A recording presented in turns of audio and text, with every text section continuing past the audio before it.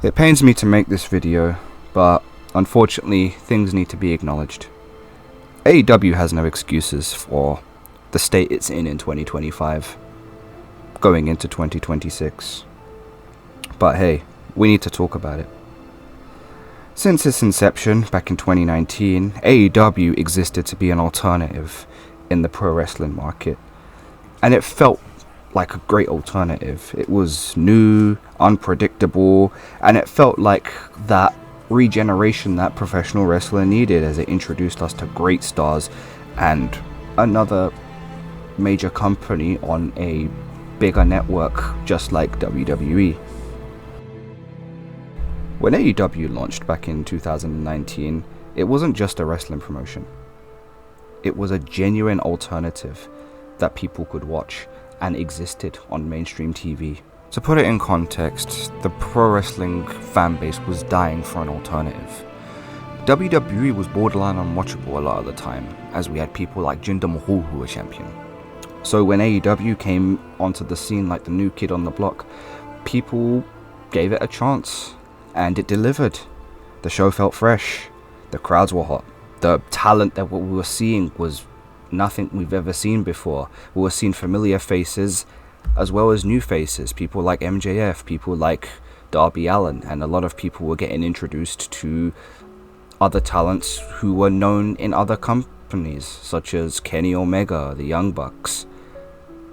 And it genuinely felt like a good show. It was consistently pulling in over 1 million viewers a week on its weekly program AEW Dynamite. And for the first time in years, since WCW's closure, it genuinely felt like that the WWE actually had competition. After TNA failed to deliver and Ring of Honor couldn't get off the ground, this genuinely felt like it was ahead of the game. And all they could do is go up from there.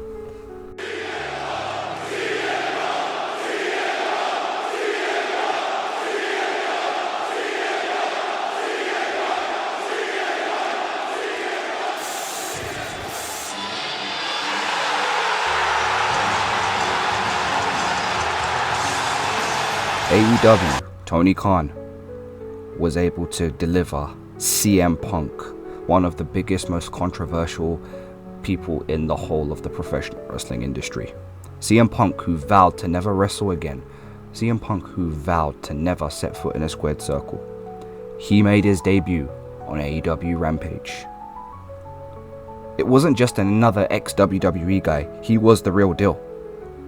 This felt massive. This was truly game-changing for AEW. If I was to compare it to anything else, I'd compare it to when TNA signed Kurt Angle, but this was on a so much bigger scale. CM Punk worked wonders for that company. He drew more viewership in, he sold more tickets, and he was one of the highest selling merchandise wrestlers until his departure.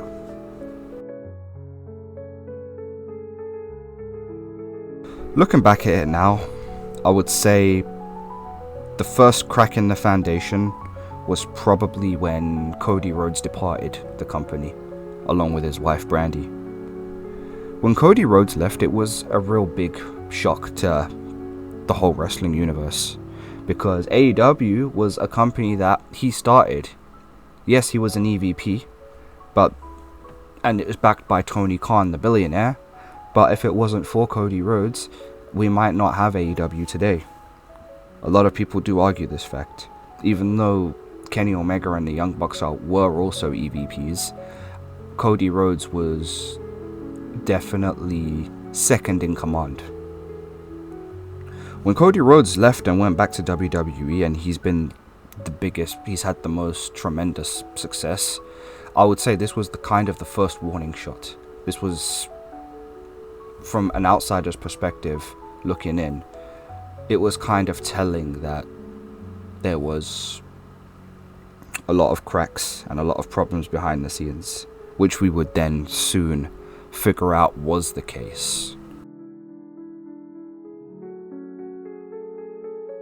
Then came Brawl Out.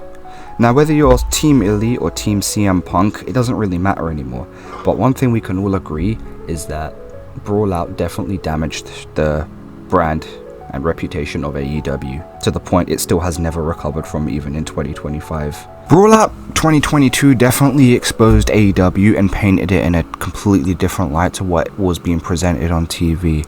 It showed the lack of competent leadership behind AEW, whether it was Tony Khan who couldn't control his employees, or just a disorganization and Chinese whispers going around. CM Punk definitely exposed this, and unfortunately this seems to still be a problem in 2025. In 2023, CM Punk was terminated, and again, like Cody Rhodes, went back to WWE where he's flourished. This was probably the biggest sting to AEW it's ever suffered, because they had their biggest star and they lost their biggest star. Whether or not whatever happened, CM Punk genuinely did help that company, and it definitely does show. He definitely helped pull in ratings and fill in arenas and sell tickets. That much is evident now due to the lack of attendance in AEW compared to WWE. After the departure of CM Punk, Tony Khan kind of went into panic mode, started signing every ex-WWE guy he could just to fill the hole. From people like Edge to Sasha Banks to Ricochet. But none of these were ever enough to draw the star power and sell the tickets that CM Punk did. There are moments when time stands still. Another experiment which crashed and burned was probably the AEW video game, AEW Fight Forever. So AEW Fight Forever was supposed to be this alternative video game to the WWE 2K series. Unfortunately, that didn't work out. It was promised to be a more arcadey, simple wrestling game, and it failed to deliver on every single level. The game turned into a bomb, essentially, and hasn't been supported since 2024. No DLCs or nothing has been added. One of the biggest problems of AEW right now is Tony Khan's booking has no clear sense of direction. See, it's one thing to hire all these big names like your Sasha Bankses, like your CM Punks, like your Edge, like Ricochet, like Bobby Lashley, like all of these people. You hire all these people, but if there's no sense of direction with them, it starts to just feel like one big mess. And that is exactly what we're seeing with Tony Khan and his booking. Unfortunately, people like Dave Meltzer will just hype him up and tell him he's the Booker of the Year, give an AEW Company of the Year. But unfortunately, the numbers don't lie. The numbers speak for themselves. When Jon Moxley was booked to have the title for nearly a whole year, that drove away so many viewers. As much as Moxley is respected for his work in WWE as well as New Japan, he's not someone that the casual audience wants to see. And that's the problem. Tony Khan is only booking for his niche. And if you decide to only cater to a niche audience, you're not going to get any bigger. In fact, you're going to get smaller. And that's the way these things work. Moxley's title reign was nothing short of a fantastic disaster. It didn't draw in any money, it didn't draw in any viewership, and it definitely didn't sell any tickets.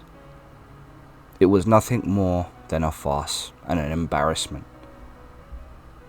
There was nothing with it. So, all in 2025, they dropped the title to Adam Page, someone who was equally as useless. AEW genuinely stopped giving people a reason to watch. They lost CM Punk. They lost Cody Rhodes. They lost quite a lot, and while they've signed some really good talent over the years, without any sense of direction, without any sense of competent booking, it doesn't mean anything overall. You could hire the best ingredients in the world in a restaurant, and if you don't have the right cook or the right chef to make the food, it ultimately means nothing. The thing is with AEW is you can skip a week, and another week, and another week, and you won't have really missed anything, because, again, there is just no direction with AEW right now. If in fact anything, they're actually destroying and tanking their own company to the point where they've had to downgrade into smaller arenas now because they can't fill out the good ones, the big ones.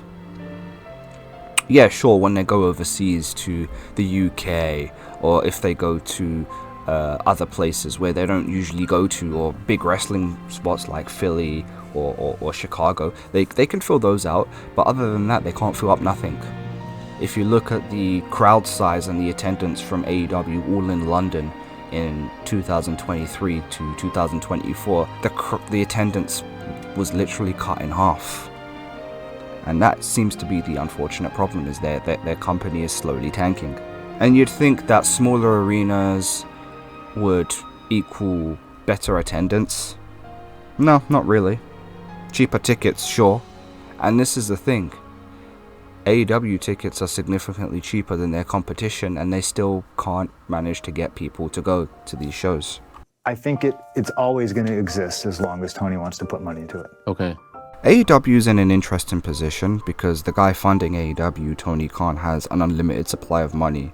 So therefore, they're under no real pressure to learn from their mistakes because they've got an endless supply of money.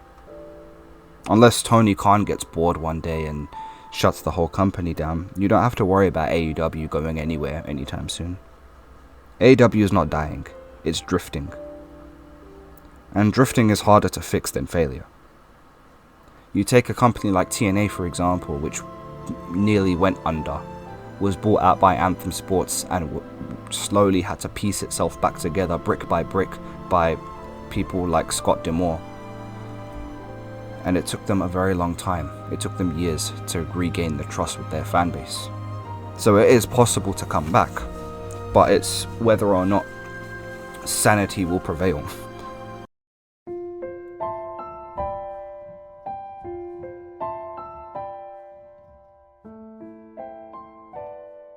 The thing is, with having such a talented roster, it means nothing at the end of the day if you've got no direction, long-term plans, consistent leadership, and good storytelling. And that's unfortunately what AEW is lacking. Having said that, there are some things working in AEW's favour thanks to the unfortunate circumstances and direction that WWE is taking right now. Since TKO bought out WWE, the prices have skyrocketed from merchandise to tickets, and this has honestly priced out the casual WWE fans. Not to mention, finding a family ticket is borderline impossible to take the whole family out to see one of these events.